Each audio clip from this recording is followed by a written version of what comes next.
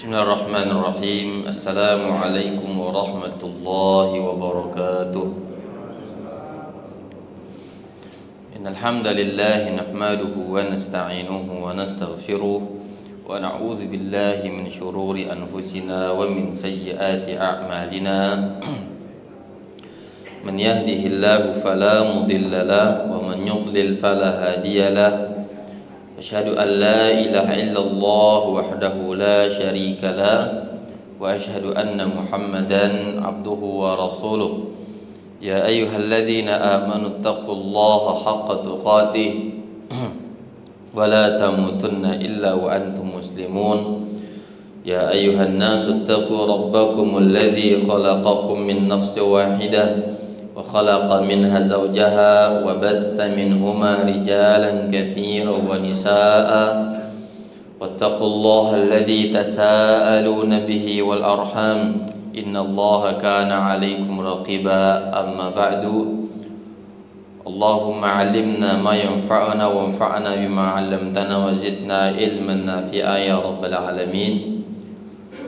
Allahumma salli ala nabiyyina Muhammadin wa ala alihi wa sahbihi wa man tabi'ahum bi ihsanin ila yaumiddin. Summa amma ba'd. Hadirin dan hadirat yang semoga dimuliakan Allah Subhanahu wa taala. Alhamdulillah kita bisa berkumpul kembali di dalam ibadah kepada Allah Azza wa Jalla melalui kajian membaca kitab Al-Qaul Mufid ala Kitab Tauhid, pembahasan akidah, dan berharap semoga majelis-majelis kita pada awal bulan Dzulhijjah ini menjadi amalan yang terbaik bagi kita semuanya, menjadi amal ibadah yang paling dicintai oleh Allah Subhanahu wa taala. Sebagaimana sabda Rasulullah sallallahu alaihi wasallam, "Ma min ayyamin al-amalu shalihu fiha ahabbu ila Allah." Tidak ada hari-hari amal saleh pada hari-hari tersebut sangat dicintai oleh Allah Subhanahu wa taala dibandingkan 10 hari awal Zulhijjah. Dan kita berada di dalamnya, dan semoga amal ibadah kita ini menjadi yang terbaik dan yang paling dicintai oleh Allah Azza wa Jalla. Kemudian salawat serta salam semoga selalu tercurahkan kepada junjungan kita Nabi besar Muhammadin sallallahu alaihi wasallam, kepada keluarga beliau, para sahabatnya, serta orang-orang yang senantiasa mempelajari dan beramal dengan ajaran Islam sampai akhir zaman. Hadirin dan hadirat yang dimuliakan Allah Subhanahu wa taala, melanjutkan ayat yang kedua yang disampaikan oleh Asy-Syaikh rahimahullahu taala. Wa qauluhu ta'ala, kata beliau, wa qauluhu ta'ala, wa laqad ba'atsna fi kulli ummatin rasulan an i'budullaha wajtanibut taghut. An-Nahl ayat 36. Dalam surah An-Nahl ayat 36 Allah mengatakan, wa laqad ba'atsna fi kulli ummatin rasulan an i'budullaha wajtanibut taghut. Dan kami telah mengutus pada setiap umat seorang rasul agar mereka menyeru kepada umat-umat tersebut, yaitu u'budullaha, sembahlah Allah semata, wajtanibut taghut, dan tinggalkanlah sesembahan-sesembahan selain Allah Subhanahu wa taala. Asy-Syaikh rahimahullahu taala mengatakan bahwa qauluhu wa laqad dalam bahasa Arab, ya, kata wa laqad adalah sebuah ungkapan taukid, yaitu penekanan bahwa benar-benar kami telah mengutus para rasul pada setiap umat mereka, setiap umat yang ada kami mengutus, setiap di kalangan mereka ada seorang rasul yang memiliki tugas dan tanggung jawab, kata Allah Azza wa Jalla, agar mereka menyeru kepada kaumnya menyeru kepada umatnya, yaitu tugas mereka adalah mengajak setiap manusia pada generasi tersebut agar mereka menyembah Allah semata dan tidak menyekutukan Allah Azza wa Jalla dengan meninggalkan sesembahan selain Allah Subhanahu wa taala. Maka saya menjelaskan di sini bahwa dalam ayat yang mulia ini terdapat hikmah diutus para rasul oleh Allah Subhanahu wa taala dalam hikmah yang banyak. Maka beliau mengatakan yang pertama hikmah tersebut adalah iqamatul hujjah. Al-hikmah min irsalir rusuli, yang pertama iqamatul hujjah, menegakkan hujjah, menyampaikan sebuah argumentasi kepada umat yang ada, bahwa Allah Subhanahu wa taala hendaklah diesakan, bahwa Allah Subhanahu wa taala memiliki syariat-syariat, agar di hari kiamat kelak tidak ada lagi alasan orang yang dia melakukan protes kepada Allah Azza wa Jal, kenapa kami masuk ke dalam neraka dan si fulan masuk ke dalam surga. Tidak ada lagi alasan itu, karena sudah ditegakkan hujjah oleh Allah Azza wa Jal dengan diutusnya para rasul. Allah berfirman dalam surah An-Nisa 165, rusulan mubasysyirin wa mundzirin li'alla yakuna lin-nasi 'ala Allahi hujjatun ba'da ar-rusul. Kami telah mengutus para rasul mubasysyirin yang memberikan kabar gembira, wa mundzirin memberikan peringatan, li'alla yakuna lin-nasi 'ala Allahi hujjatun ba'da ar-rusul, agar tidak ada lagi alasan bagi manusia setelah diutusnya mereka, alasan untuk kami tidak tahu tentang hukum ini ya Allah. Enggak boleh lagi ada alasan itu. Tidak lagi diterima ada alasan mengatakan kami tidak pernah mendengar akan adanya Islam. Tidak boleh lagi mendengar adanya hujjah itu di hadapan Allah kelak.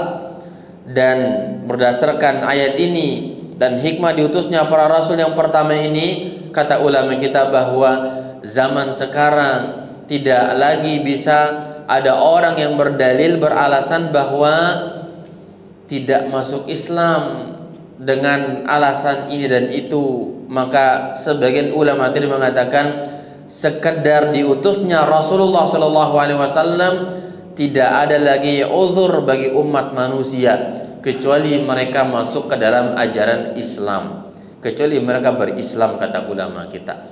Jadi sekalipun dia tinggal di daerah manapun, setelah diutusnya para rasul, Rasulullah SAW Muhammad diutus, diturunkan Al-Quran kepada mereka, maka tidak ada lagi alasan bahwa kami nggak tahu hukum ini, kami nggak tahu hukum itu. Tidak ada lagi alasan. Allah akan mengazab mereka karena sudah tegak hujjah kepada mereka tersebut, penduduk bumi, dengan diutusnya seorang rasul oleh Allah Azza wa Jalla terakhir, yaitu Muhammad sallallahu alaihi wasallam. Sebagian ulama mengatakan bahwa masih ada uzur bagi mereka, uzur kejahilan, uzur mereka tinggal di daerah yang terpencil sampai tidak mendengar akan berita Islam dan Al-Quran, maka mereka masih mendapatkan uzur menurut sebagian ulama kita. Maka dalam hal ini terjadi perbedaan ulama Ahlus Sunnah wal Jamaah. Apakah masih ada uzur di zaman sekarang setelah diutusnya para rasul, setelah adanya Al-Quran yang sempurna 30 juz yang diturunkan oleh Allah Azza wa Jal, apalagi adanya media-media teknologi informasi yang begitu canggih. Semua orang memiliki televisi, bahkan memiliki handphone yang dengan alat-alat tersebut dia bisa mendengar yang namanya Islam. Dia sudah bisa mendengar yang namanya ada seorang rasul, rukun iman, rukun Islam. Namun sebagian ulama mengatakan bahwa di zaman kita masih ada uzur bagi mereka.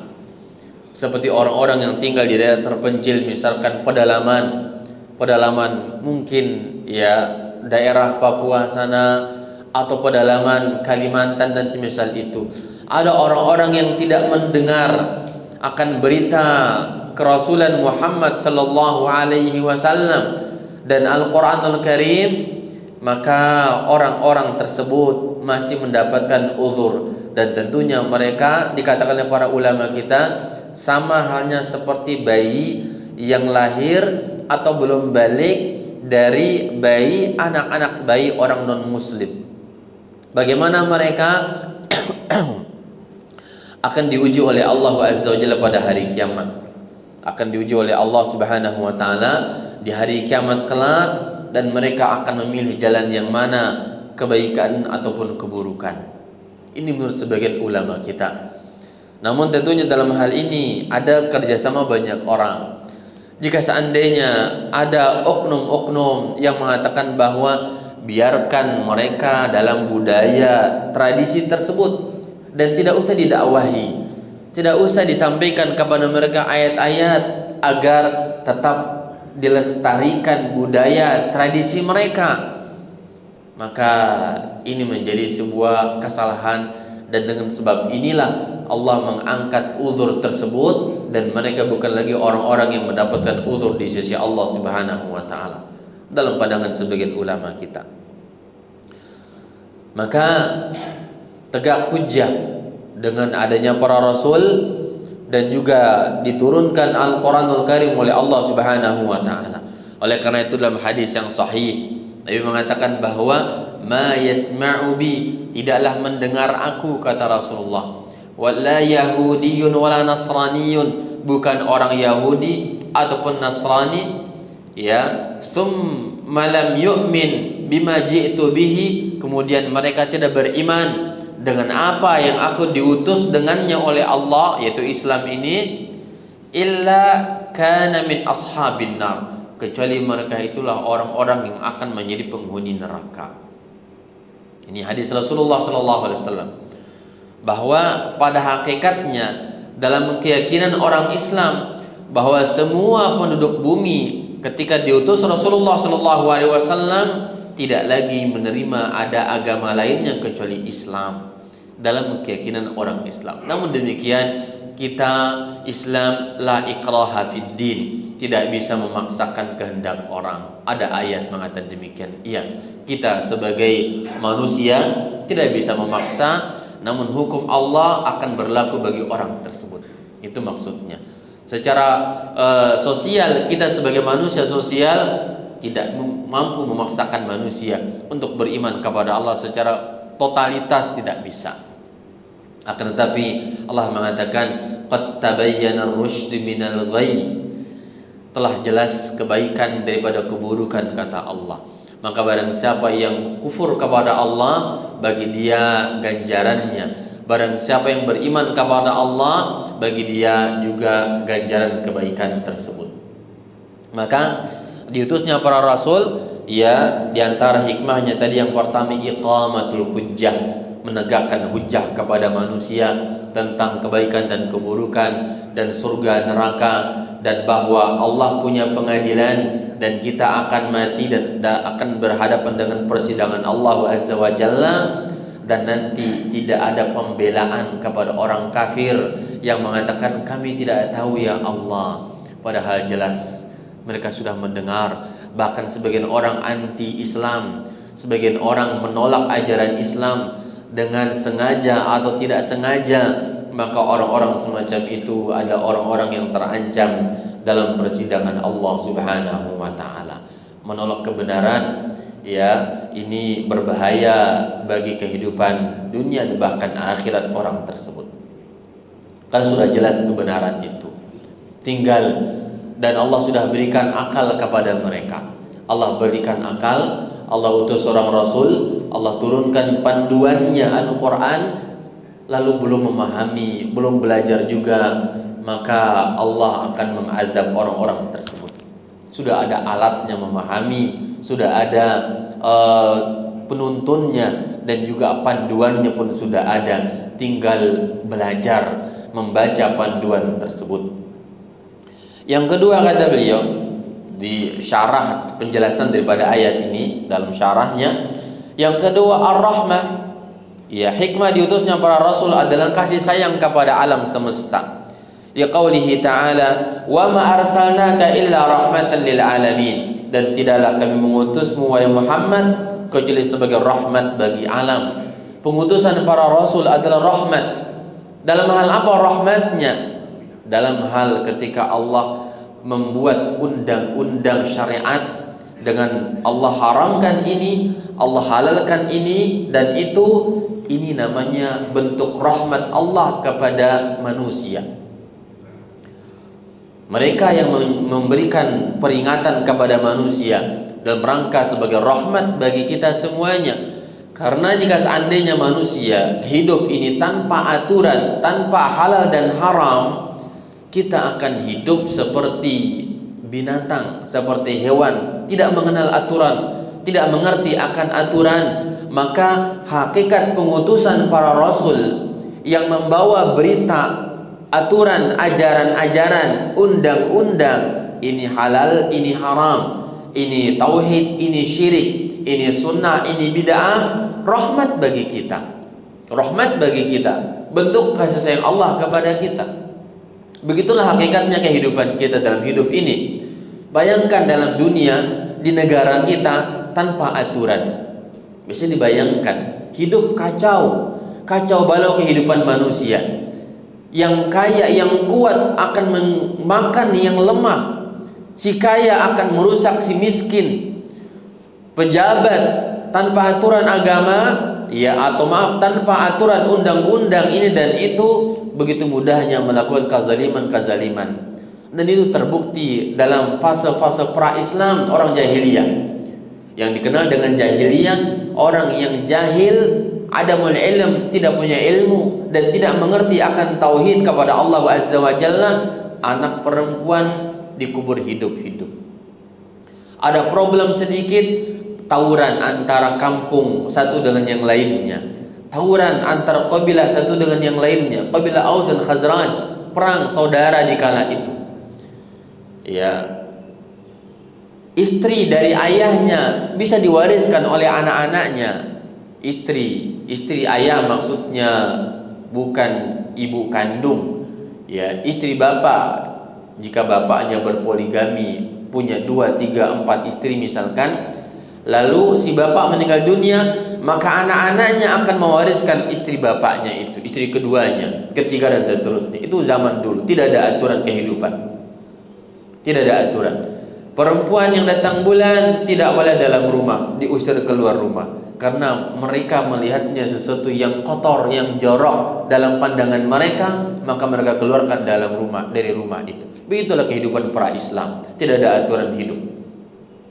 Maka diutusnya para rasul yang membawa kebaikan, yang melarang ini, memerintahkan itu, jangan diterima dengan sempit hati. Sebagian orang menerima demikian. Ya akhi, katanya, sedikit-sedikit haram, dikit-dikit haram, antum berbicara haram. Mana yang halal? Banyak yang halal. Jika seandainya ditimbang dan dihitung, ya antara halal dan haram, tentu lebih banyak yang halal.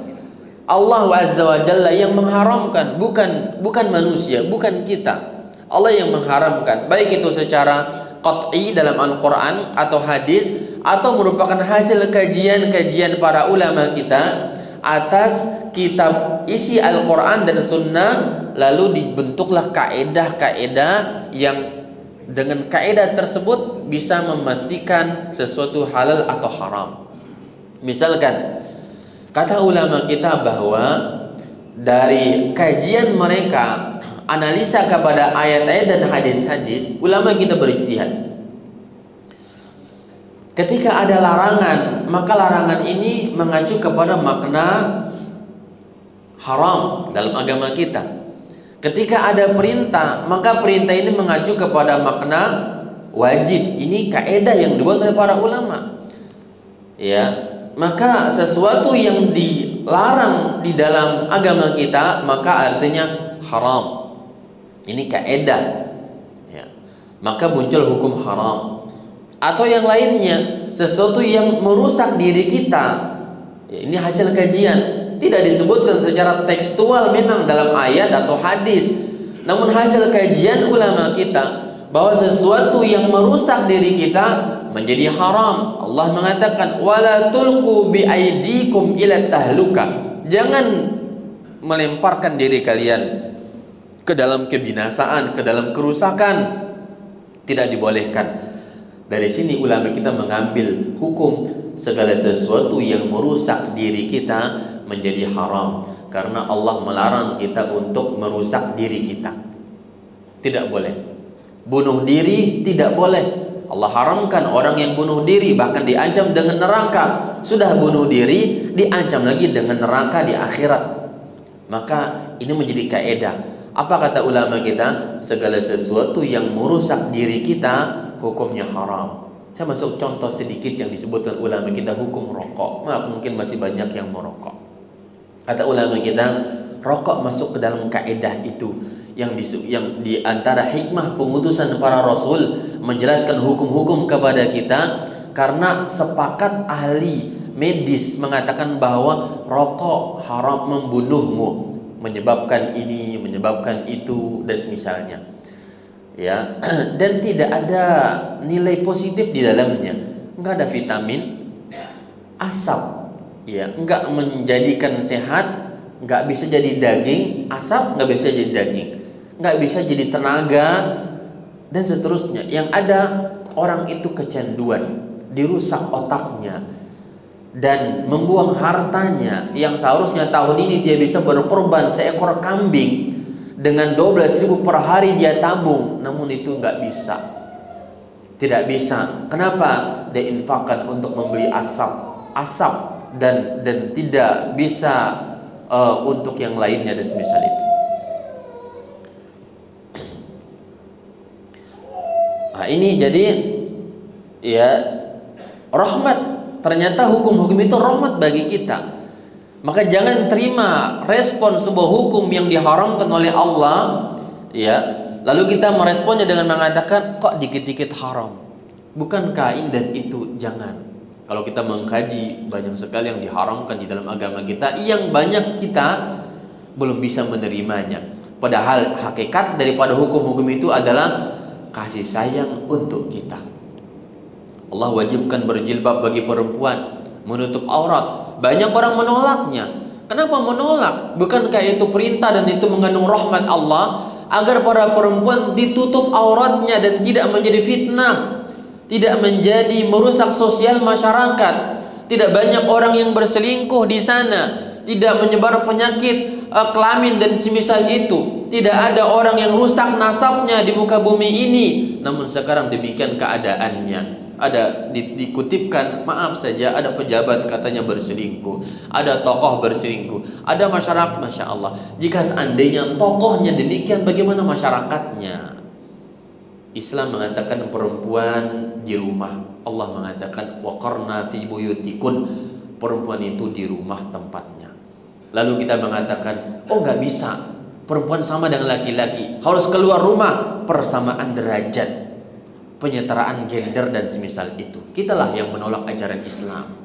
Padahal Islam datang sebagai rahmat agar melindungi mereka perempuan, agar melindungi mereka perempuan. Salat diwajibkan oleh Allah Azza wa Jalla 5 waktu dan di masjid bagi laki-laki. Dalam pendapat yang rajih, yang kuat, salat wajib bagi laki-laki di masjid. Rahmat bagi laki-laki tersebut. Dia butuh kekuatan, butuh membiasakan diri untuk aktivitas 5 kali sehari semalam. Bangun malam, dalam sholat malamnya udaranya segar, belum ada polusi udara dan semisal itu. Bukankah itu kesehatan? Bukankah itu melatih disiplin? Allah haramkan khamar, bukankah dia merusak akal? Allah haramkan perjudian, Allah haramkan perdukunan, bukankah itu bentuk rahmat Allah kepada kita semuanya? Nah, maka jangan merespon syariat Allah dengan mengatakan bahwa ini seakan-akan menyempitkan ruang hidup kita, ruang gerak kita. Tidak demikian. Dia ternyata rahmat yang Allah berikan kepada kita semuanya. Maka bisa dibayangkan tadi jika seandainya dalam sebuah negara tidak ada undang-undang, di jalan raya nggak ada keharusan helm, Tidak ada lampu merah, tidak ada rambu-rambu misalkan. Iya, bisa dilihat orang yang menyalahi aturan itu akan beresiko terjadi kecelakaan dan semisalnya. Jika tidak ada aturan menikah, tidak ada larangan berzina, akan rusak rumah tangga manusia, akan tersebar penyakit-penyakit sosial, dan tidak ada yang bertanggung jawab kepada anak-anak yang lahir di luar nikah tersebut. Milik siapa dia? Siapa penanggung jawabnya? Maka Islam wajibkan menikah, Allah haramkan perzinaan. Dan seterusnya akan syariat Allah Azza wa Jalla yang terkadang cenderungnya jiwa kita menolaknya. Ditolaknya sebagian orang karena tidak melihat, mengerti hikmah yang terkandung di dalamnya. Ya, Allah suruh dia, namun dia menolak. Kata dia, ini belum terlihat. Untuk apa? Apa rahasia di dalamnya? Tugas kita sebenarnya tidak ada. Kewajiban kita mengkaji hikmahnya. Islam itu punya dasar istislam, sami'na wa ata'na. Itulah ajaran agama kita. Karena yang membuat undang-undang itu adalah Allah Azza wa Jalla, dan pasti baik. Kita dengan kekurangan kita nggak ngerti ternyata aturan ini baik untuk kita. Bahkan takdir Allah baik untuk kita. Ya, Allah wajibkan laki-laki memelihara jenggot. Allah wajibkan perempuan menutup auratnya. Allah wajibkan laki-laki untuk sholat di masjid. Allah wajibkan perempuan untuk di rumahnya, dan seterusnya itu, ya, belum terlihat hikmahnya oleh sebagian orang, namun sudah dibantah dulu, sudah dibantah duluan. Bagaimana Allah, ya, padahal Allah Subhanahu wa taala dengan aturan itu rahmat bagi kita semuanya. Dalam lingkungan masjid, dalam lingkungan sekolah ada aturan. Lingkungan pendidikan, perguruan tinggi ada aturannya. Yang masuk ke perguruan tinggi kita harus mendaftar sekian banyak duit. Dengan duit itu akan digunakan untuk operasional pendidikan dalam kampus kita dan semisalnya. Ada orang yang mengatakan, maaf saya nggak mau ikut aturan kampus, saya mau masuk sendiri, duduk sendiri, terserah saya mau masuk ke kelas mana, dosen yang mana, dan datang nggak datang urusan saya. Diterima nggak kira-kira? Nggak akan diterima dalam dunia nyata. Dalam kehidupan kantor mewajibkan datang jam sekian, pulang jam sekian. Setiap karyawan harus punya skill ini dan itu, harus ini dan itu, dan seterusnya. Ada orang datang, saya harus diterima dalam kantor Anda, dan gaji saya harus di atas gaji semua yang lainnya. Saya nggak mau terima ini dan itu, terserah saya. Diterima atau tidak pasti diusir hari itu juga. Kalau dalam dunia kantor, dalam dunia pendidikan, kita taat secara mutlak, tidak berani menyeleweng dan semisalnya, dan siap menerima resiko yang ada dengan diskor, dengan di outkan dari pendidikan dan semisalnya. Lalu kenapa dalam urusan agama kita selalu protes kepada Allah Azza wa Jalla? Aneh terkadang dalam kehidupan kita sesama manusia, kita begitu tinggi sikap toleransi kita, taat luar biasa, tapi kepada Allah Azza wa Jalla kita selalu cari-cari alasan. Padahal yang hakikatnya Allah membuat aturan itu melebihi segala-galanya, dan dia dasarnya rahmatan lil alamin, rahmat bagi kita semuanya. Akan tetapi kita selalu beralasan. Ini hikmah yang kedua, yaitu rahmat, ya, diutusnya mereka adalah rahmat bagi alam semesta dengan aturan yang mereka bawa tersebut. Yang ketiga kata Syekh, bayanut tariqil mawsili ila Allah Ta'ala. Hikmah yang ketiga yaitu menjelaskan jalan yang menyampaikan kita kepada Allah Azza wa Jalla. Bagaimana cara agar kita sampai kepada surga? Bagaimana cara agar kita terhindar dari api neraka? Bagaimana agar kita bahagia dalam dunia yang kita minta, Rabbana atina fid dunya hasanah, minta kebaikan di dunia. Wa fil akhirati hasanah, minta juga kebaikan akhirat. Wa qina azabannar, dan selamatkan kami ya Allah dari api neraka. Tugas para rasul menjelaskan jalannya, bagaimana rambu-rambunya, jalan menuju jalan tersebut dijelaskan oleh para utusan ini. oleh para rasul. Dan bagi siapa yang ingin sampai kepada jalan Allah, jalan surga, harus dengan cara para rasul. Nggak boleh kita mengambil jalan yang lainnya sesuka-suka hati, tidak diterima jalannya, caranya nggak akan diterima oleh Allah Azza wa Jalla. Dan orang itu tidak akan sampai kepada puncak tujuannya. Nggak menempuh, drivernya salah, sopirnya salah, ya, penuntunnya salah. Bagaimana sampai kepada orang yang tidak mengenal Allah Azza wa Jalla? Bagaimana cara kita sampai kepada sebuah tujuan jika seandainya penuntun kita bukan orang-orang yang mengerti akan jalan Allah Azza wa Jalla? Maka harus dengan cara para rasul. Kita ya punya Nabi tercinta Muhammad sallallahu alaihi wasallam, maka jalan kita menuju jalan Allah harus lewat jalan Rasulullah sallallahu alaihi wasallam yang beliau ajarkan kepada kita. Harus lewat jalan Rasulullah sallallahu alaihi wasallam. Orang di zaman kita banyak berkilah. Ya, dia buat cara untuk sampai kepada Allah, dia buat cara. Ada yang buat cara dengan cara bermimpi. Kata dia, saya bermimpi begini dan begitu, punya amalan A, B, C, dan D. Lalu dia lakukan amalan itu lewat mimpi dia, atas dasar mimpinya. Bukan dengan sabda Rasulullah, bukan dengan cara Rasulullah sallallahu alaihi wasallam. Ya. Ada yang ingin masuk surga, buat amalan sendiri tanpa tuntunan dari Rasulullah sallallahu alaihi wasallam. Gak bisa. Maka Nabi mengatakan, man amila amalan laisa alaihi amruna fahuwa rad.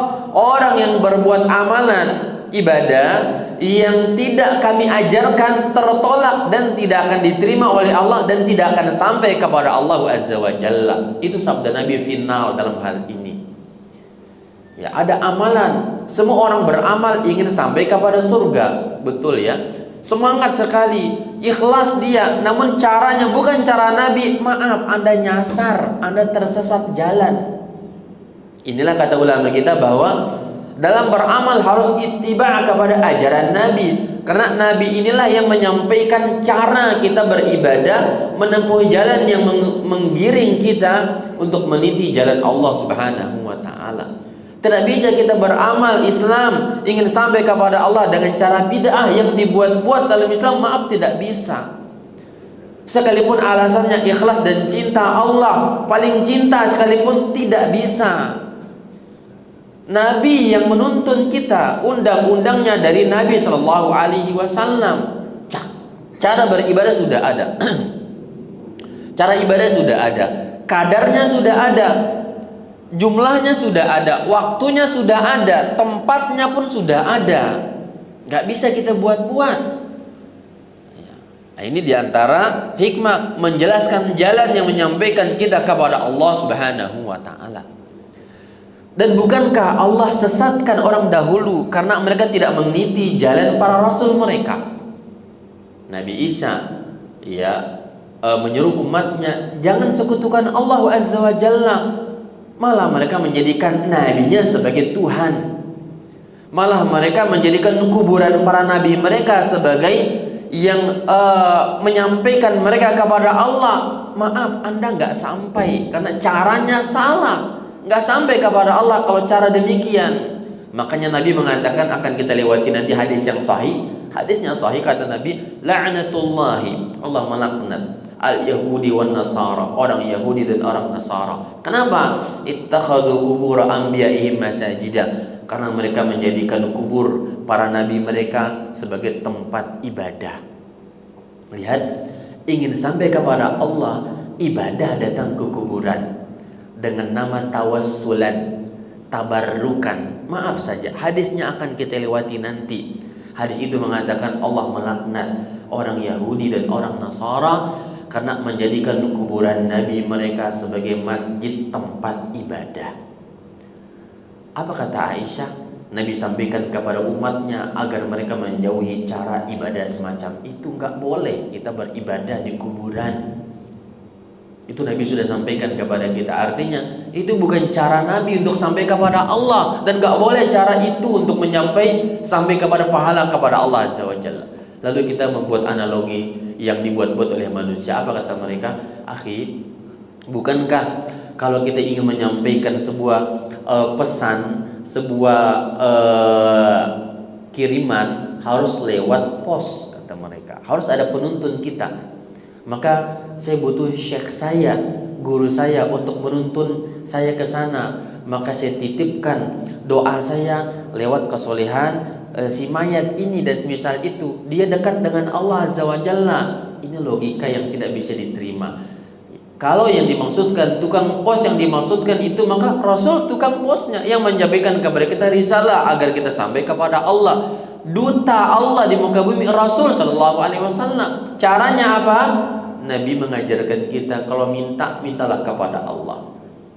Nabi ajarkan kepada sahabatnya Abdullah bin Abbas, "Idza sa'alta fas'alillah." Jika ingin minta, minta langsung kepada Allah. "Idza sta'anta fasta'in billah." Jika minta tolong, pertama minta tolonglah kepada Allah. Lihat, ini Rasul ajarkan kita. Bukan datang ke kuburan dan semisalnya. Bahkan cucunya Nabi, yaitu akan kita lewati juga nanti, yaitu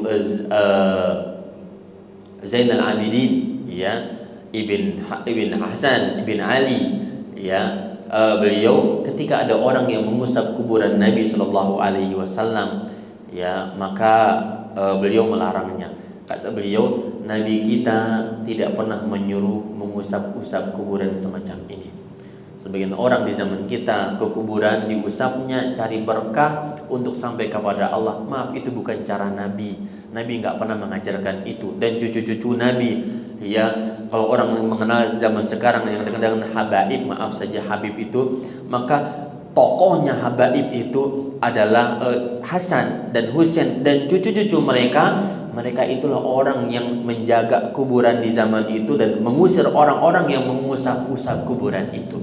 Lalu kenapa di zaman kita orang beribadah ke kuburan, menyelisihi nenek moyangnya, menyelisihi ajaran Rasulullah Shallallahu Alaihi Wasallam? Itu terdata dalam hadis-hadis, ada referensinya dan akan kita sebutkan nanti hadis secara detail masalah itu. Bukan masalah saling tuduh menuduh, tidak. Ini ajaran agama yang terkadang dibungkus atas nama Islam, atas nama cinta, atas nama ini dan itu. Dan bukankah kesesatan dan penyimpangan itu datang dari ahli ilmu, tokoh dan semisalnya? Dan tidak ada cerita kerusakan datang dari orang yang bodoh, tapi justru kerusakan itu datang dari tokoh yang menjadi panutan, lalu mereka diikuti dan seterusnya. Lihat. Nah, ini kata beliau, hikmah di antara hikmahnya menjelaskan jalan yang membuat kita sampai kepada Allah Subhanahu wa taala. Cara doanya harus cara Nabi, cara zikirnya harus cara Nabi, cara salatnya harus caranya Rasulullah sallallahu alaihi wasallam, cara berpakaiannya, cara makannya, cara hidupnya, cara berumah tangganya, cara mendidik anak-anaknya, dan semuanya adalah sudah tertuang di dalam sunnah Nabi Sallallahu Alaihi Wasallam. Sunnah Nabi yang merupakan penafsiran Al-Quranul Karim itu sudah ada. Tinggal siapa yang mau belajar, siapa yang bertanya, siapa yang mau belajar untuk mencari jalan tersebut, yaitu harus lewat cara dan jalan Rasulullah Sallallahu Alaihi Wasallam. Kata beliau, "Li'anna al-insana la ya'rifu ma yajibu lillahi ala wajhi tafsil illa an tariqir rusul." Karena manusia, alasannya karena manusia dia tidak mengetahui apa yang wajib bagi Allah Azza wa Jalla untuk diberikan kepada Allah secara tafsil kecuali lewat jalan para rasul, ya, yang diutus oleh Allah Subhanahu wa taala. Kita nggak bisa sholat tanpa cara Nabi. Maka Nabi katakan, "Shallu kama ra'aitumuni usolli." Salatlah seperti aku salat. Nabi suruh kita, "Khudhu anni manasikakum." Ambil cara manasik kalian dariku, ya. Dan seterusnya Nabi contohkan cara berzikir setelah salat, ya. Nabi contohkan jika ada mendengar suara ayam, jika mendengar suara anjing, apa yang dia lakukan? Ada. Jika tidur, ini doanya. Bangun tidur, ini doanya. Jika mimpi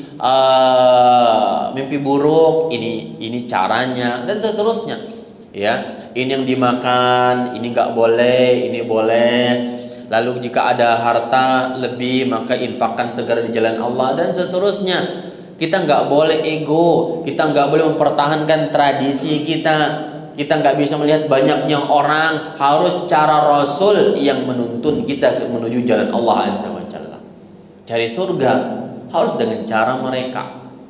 Ya. Menghindar dari neraka harus dengan cara mereka. Nggak bisa dengan modal nekat kita, dengan modal karena fulan dan fulan, tidak. Harus jelas tuntunan di dalam ajaran agama Islam berupa dalil-dalil yang ada. Jamaah sekalian yang dimuliakan oleh Allah Subhanahu wa taala. Ini hikmah syarah daripada ayat ini. Surah An-Nahl ayat 36 kata beliau, "Wa laqad ba'atsna fi kulli ummatin rasulan an i'budullaha wajtanibut taghut." Kami telah mengutus para rasul, setiap umat yang ada tugas mereka apa? An i'budullaha wajtanibut taghut. Jamaah sekalian yang dimuliakan Allah Azza wa Jalla.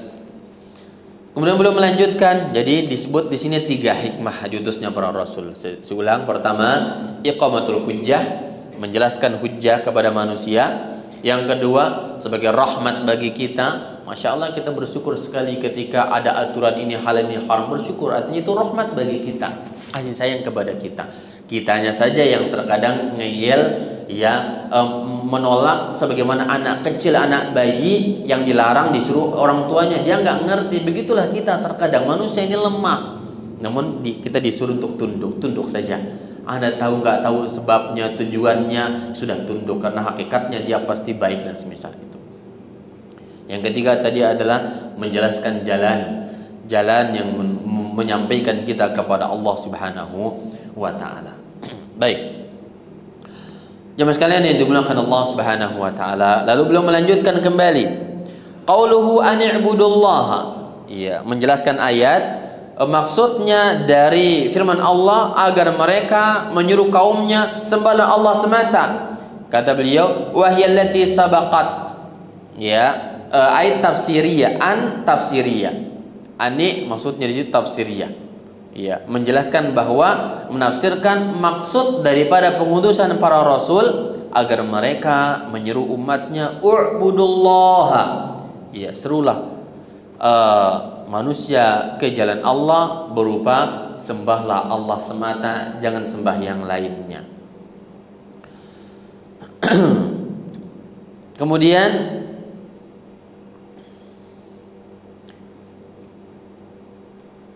qauluhu wajtanibut taghut, ya, wajtanibu at-taghut, meninggalkan taghut. Dalam ayat ini taghut ini bahasa Arab, ya, taghut. Apa itu kata beliau? Ai ibta'idu anhu bi an takunu fi janibin wa fi janibin akhar. Ya, ijtanibu artinya jauhi, tinggalkan. Dia kata janib, junub, janib artinya apa? Jauhi. Dia di tempat yang janib yang lainnya, maka kamu di seberang yang lainnya. Itu artinya tinggalkan dan jauhi perbuatan taghut tersebut. Apa itu taghut kata Syekh? Mushtaqun minat tughyan. Kata taghut itu adalah diambil dari kata at-tughyan, artinya melampaui batas. Taghut artinya melampaui batas, mujawazatul hadd, melampaui batas, melewati batasnya, namanya taghut. Kemudian kata beliau bahwa wa ajma' ma qila fi ta'rifihi. Apa itu taghut? Apa pengertiannya secara istilah? Ya, ma dzakarahu Ibnul Qayyim. Definisi yang paling syamil, yang paling jami, yang paling universal, apa yang disebutkan oleh Al-Imam Ibnul Qayyim, yaitu ma tajawaza bihil 'abdu haddah. Yaitu pengertiannya taghut adalah sesuatu yang, ya, dilampaui oleh setiap hamba, dilampaui batas-batasannya. Min matbu'in, ya, berupa orang yang ditaati, yang diikuti, au ma'bud, yang diibadahi, au muta, yang ditaati, kelewat batas, jadilah dia taghut.